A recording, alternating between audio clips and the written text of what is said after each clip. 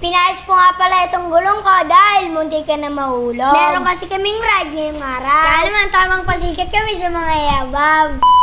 Ngayong araw nga pala, sobrang ganda ng bibe ni Sander. Kaya naman magpapabili din ako kay Papa Tampi. Ito nga pala, meron akong hinahanap. Yung hinahanap ko kasi ay hindi ko mahanap. Di bali na lang, ay balik na lang tayo sa kwento. Makakadinday boy, plate na naman ako. Kaya naman, meron ako naisip ngayong araw. Dali-dali nga pala akong pumunta sa likod. Kukuhain ko yung interior nito.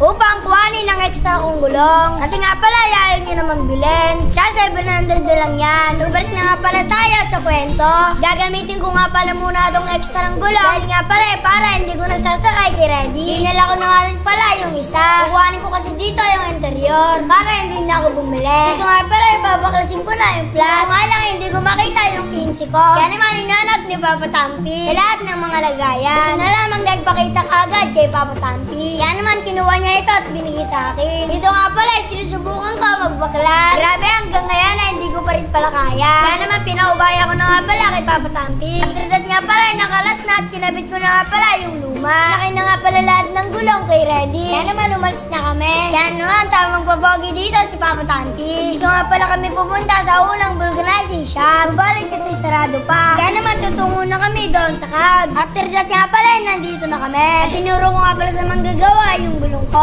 Sabi niya nga pala, yan, safe na nga pala ito. Ang dami kasi nagsasabi na safe pa daw yun. Kaya naman, hindi ako mapakalat. Gusto kong malaman yung totoo. Kaya naman, nagtanong na ako sa manggagawa. Ito nga pala, babawasan daw yung kadena. Kaya naman, meron na naman ako na bagong natutunan. Bali nga pala, isang piraso lang ang ibabawas dito. Pero that nga pala, okay na. Kaya naman, tinesting niya. Naging safe na ako dito. Dito nga pala, itinayo ng manggagawa. Dito nga pala, lumabas ng maraming tubig. Meron na naman akong bagong natutunan na nagkakaroon pala ng tubig yung bike. Kaya naman, tinesting ko lang ang aking bike. Smooth na nga pala ito. Next naman ay yung interior na ang ating papalitan. Buti na lamang ay meron ako dito ang kaparehas. Kaya naman, hindi na ako bumili ng interior at natipid pa. Kinabit na nga pala ito ni Kuya. After that nga pala, ipinaikot niya na. Kaya naman, good na good. Tapos na nga pala kami ni Sander. Dahil nga pala, kami pupunta sa cabs. Tapos, ang kuya mo?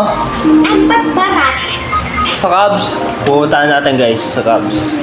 Dito nga pala, ginamit nila sa tampongkan para sundan ako. Mama na nga pala dito si Tampong. Siyempre, mukhang kotse yan. Dito nga pala, ang dami nakakalala kay Tampongkan. Hello! Nagmano na.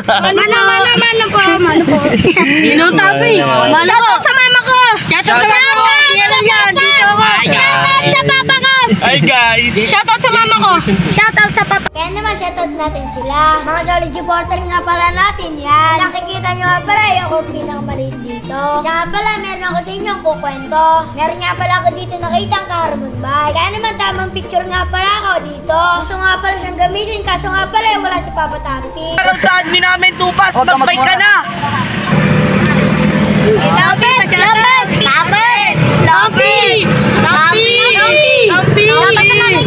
Idol kita!